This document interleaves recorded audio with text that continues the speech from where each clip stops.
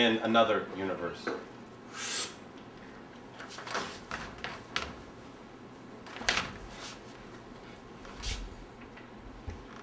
Man, there goes another teacher making $1 million a year. Meanwhile, I'm working my butt off playing professional hoops and I can barely make rent. In another universe. Writer Margaret Atwood states that politics are what people do to one another. If we accept Atwood's definition of the political, we can certainly understand how teachers perform politics every day. These are a quiet politics.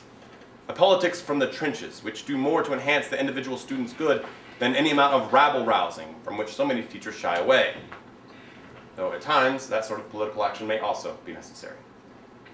The following literature argues the politics of teaching, featuring the selections In Another Universe by Steve Moore, The Blueberry Story by Jamie Robert Vollmer, Teaching in the Key of Life by Mimi Chenfield, and What a Teacher Makes.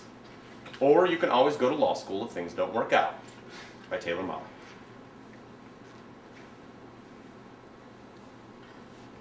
If I ran my business the way you people operate your schools, well, I wouldn't be in business very long. I stood before a packed auditorium, filled with teachers and administrators who were growing restless by the minute. Their initial icy glares had turned into that restless agitation. You could cut the hostility with a knife.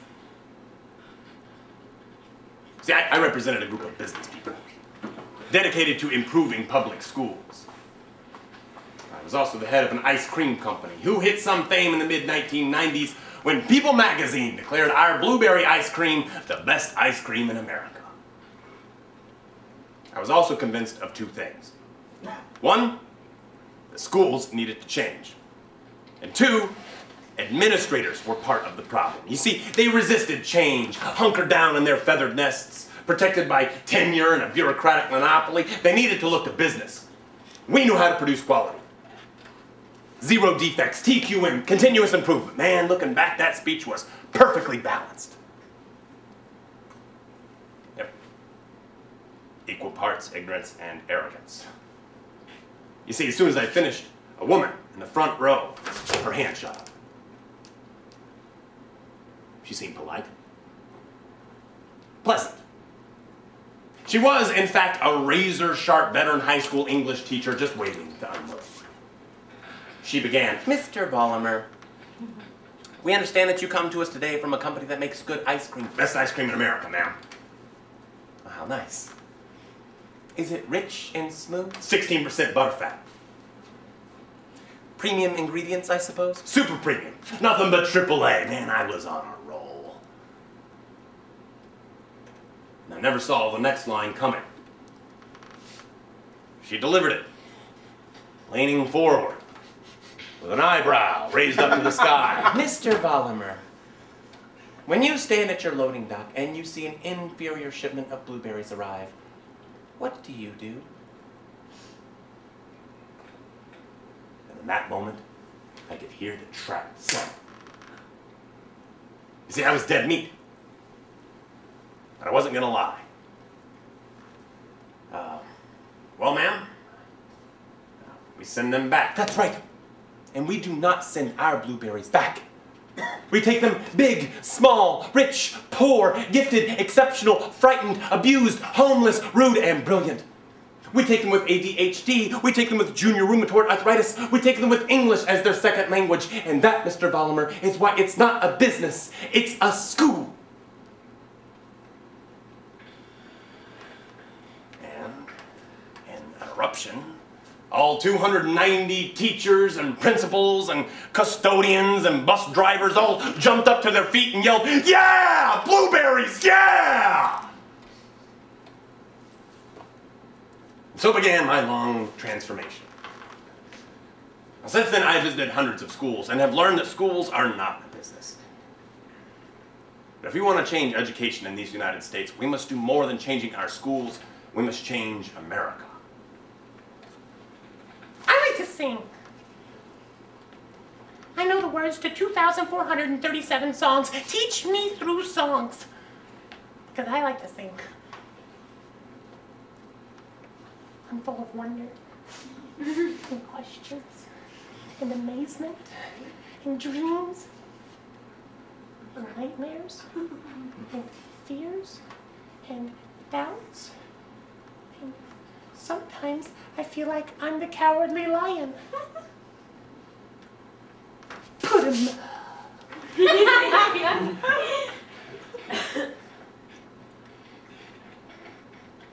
Sometimes I'm the Tin Man. So stiff. I need a heart. How's your heart? Sometimes I'm grumpy, sleepy, dopey, special, black, sneezy, happy. Sometimes I'm 7 dwarves who have yet to be named. I like to read. T-shirts. And billboards, and cereal boxes, and road signs. I like to read. A lot. Amaze me. Startle me. Laugh at me. Love me. Because if you teach me in the key of life, then I will amaze, startle, laugh, and love you. He says the problem with teachers is, what's a kid gonna learn from a guy whose best option in life was to become a teacher? He reminds the dinner guests that it's always true what they say about teachers. Those who can do, and those who can't teach. I decide to bite my tongue instead of his and resist the temptation to remind the dinner guests that it's always true what they say about lawyers. Because you see, we're eating, and this is pleasant company. But then he starts in with, you're a teacher, Taylor. Now be honest. What do you make, huh? Ooh, and I wish he hadn't done that. Asked me to be honest. Because you see, I have a policy about honesty and ass kicking. If you ask for it, I gotta let you have it. You wanna know what I make? I make kids work harder than they ever thought they could. I can make a C+ feel like a Congressional Medal of Honor, and I can make an A- feel like a slap in the face. How dare you waste my time with anything less than your very best? I make kids sit through 40 minutes of study hall in absolute silence. No, you may not work in groups. No, you may not ask a question. No, you may not get a drink of water. Why? Because you're not thirsty, you're bored, that's why. I make parents tremble in fear when I call home. Yes, hello. I hope I haven't called at a bad time. I just wanted to talk to you about something that your son said in class today. Yeah, Billy said, leave the kid alone. I still cry sometimes, don't you? And it was the noblest act of courage I have ever seen. You see, I make parents see their children for who they are and who they can be. You want to know what I make?